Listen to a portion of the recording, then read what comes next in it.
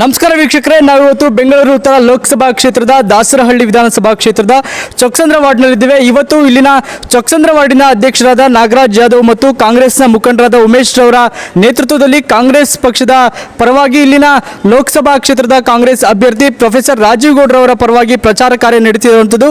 ಬನ್ನಿ ಮಾತನಾಡಿಸೋಣ. ಸರ್ ಹೇಳಿ, ಎಲ್ಲೆಲ್ಲಿ ತಾವು ಪ್ರಚಾರವನ್ನು ಕೈಗೊಂಡಿದ್ರೆ ಮತದಾರರ ಪ್ರತಿಕ್ರಿಯೆ ಹೇಗಿದೆ? ಮತದಾರ ಪ್ರತಿಕ್ರಿಯೆ ಹೇಗಿದೆ ಅಂದರೆ, ಈಗ ನಾವು ಸಿದ್ದರಾಮಯ್ಯ ಸರ್ಕಾರದಲ್ಲಿ 5 ಗ್ಯಾರಂಟಿಗಳ ಕೊಟ್ಟಿದ್ದೀರಲ್ಲ, ಆ ಗ್ಯಾರಂಟಿ ಮೇಲೆ ನಾವು ಪ್ರಚಾರ ಮಾಡ್ತಾಯಿದ್ವಿ. ಮತ್ತು ಈ ಸರಿ ಕೇಂದ್ರ ಸರ್ಕಾರದಲ್ಲಿ ಇನ್ನೂ 5 ಹೆಚ್ಚಿನ ಗ್ಯಾರಂಟಿಗಳನ್ನ ಕೊಟ್ಟಿದ್ದಾರೆ.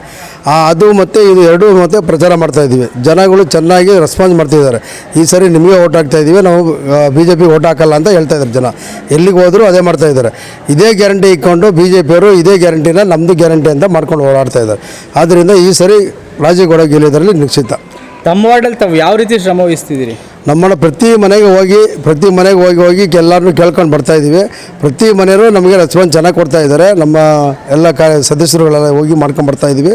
ಎಲ್ಲರೂ ನಿಮಗೆ ಓಟ್ ಹಾಕ್ತೀವಿ ಅಂತ ಹೇಳ್ತಾ ಇದ್ದಾರೆ. ಆದ್ದರಿಂದ ಈ ಸರಿ ಚೆನ್ನಾಗಿದೆ, ನಮ್ಮ ಬೂತಲ್ಲಿ ಚೆನ್ನಾಗಿದೆ, ನಮ್ಮ ವಾರ್ಡಲ್ಲೂ ಚೆನ್ನಾಗಿದೆ.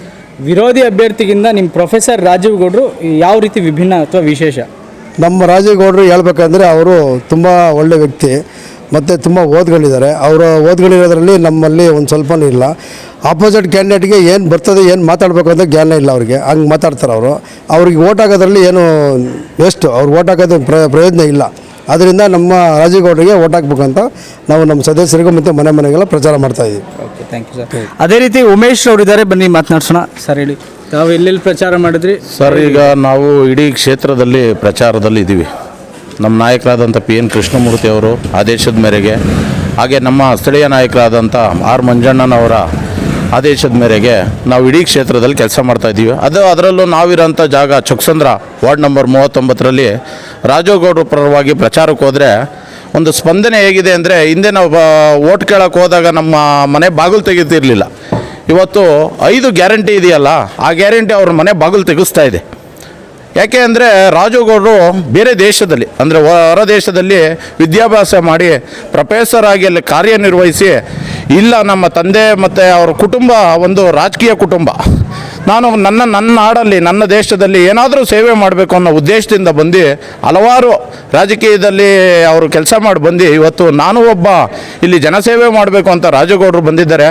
ಇವತ್ತು ನಾವು ಮನೆ ಬಾಗಿಲಿಗೆ ಹೋದಾಗ ಹೇಳ್ತಾರೆ, ನೋಡಿದ್ದೀವಿ ಸ್ವಾಮಿ, 10 ವರ್ಷದಿಂದ ಈ BJP ಸರ್ಕಾರ ನಮಗೆ ಸಾಕಾಗಿದೆ, ನಾವು ಮನೆಗಿರೋಂಥ ಪರಿಸ್ಥಿತಿ ಆಗಿದೆ. ಎಷ್ಟೋ ಜನ ವಿದ್ಯಾವಂತರು ಮನೆಯಲ್ಲಿದ್ದಾರೆ, ಕೆಲಸ ಇಲ್ದಿರ ಅಂಥ ಪರಿಸ್ಥಿತಿ ಇದ್ದಾಗ ಜನ ಇವತ್ತು ಒಳಗೆ ನಮ್ಮನ್ನು ರಿಸೀವ್ ಮಾಡ್ಕೊತಾ ಇದ್ದಾರೆ.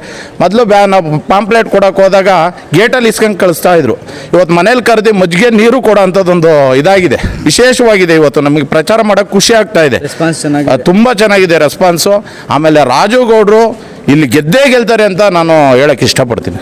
ತಾವು ಎಲ್ಲ ಕಡೆ ಕರಪತ್ರವನ್ನು ಹಂಚಿ ಮತವನ್ನು ಕೇಳ್ತಿದ್ರಿ, ಮತದಾರರು ಏನು ಹೇಳ್ತಿದ್ದಾರೆ ನಿಮಗೆ? ನಾವು ಈ ಸರಿ ಕಾಂಗ್ರೆಸ್ಗೆ ಓಟ್ ಹಾಕ್ತೀವಿ, ಕೇಂದ್ರದಲ್ಲಿ ಕಾಂಗ್ರೆಸ್ನೇ ಗೆಲ್ಲಿಸ್ತೀವಿ ಅಂತ ಹೇಳ್ತಿದ್ದಾರೆ. ಮತ್ತು 2,000 ರೂಪಾಯಿ ಬರ್ತಿದೆ. 2,000 ರೂಪಾಯಿ ಬರೋದ್ರಿಂದ ನಮಗೆ ತುಂಬ ಉಪಯೋಗ ಆಗ್ತಿದೆ, ಗ್ಯಾಸು ಅದಕ್ಕೆಲ್ಲ ಉಪಯೋಗ ಆಗ್ತಿದೆ ಅಂತ ಹೇಳ್ತಾ ಇದ್ದಾರೆ.